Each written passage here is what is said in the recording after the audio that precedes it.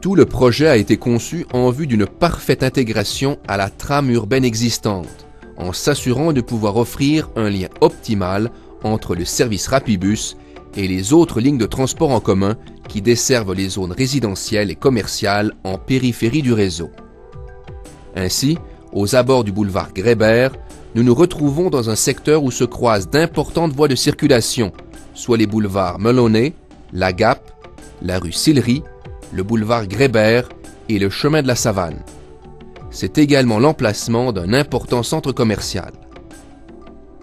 Une fois le réaménagement terminé, nous aurons les deux mêmes éléments qui suivront la voie ferrée, soit la voie Rapibus et la piste cyclable.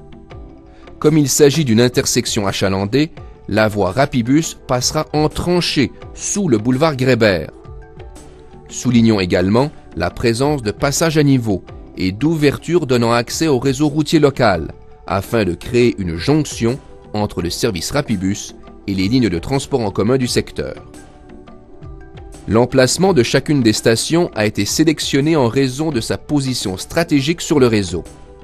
C'est le cas notamment du site choisi pour la station Grébert, à proximité d'un quartier résidentiel important et du centre commercial Les Promenades de l'Outaouais, dont l'accès par autobus sera assuré par le chemin de la Savane.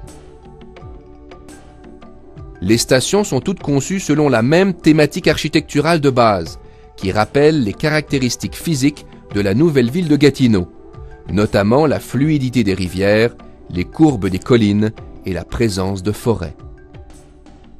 En résumé, le concept rallie à la fois sécurité, confort, accessibilité, efficacité et amélioration sensible de la qualité de l'environnement.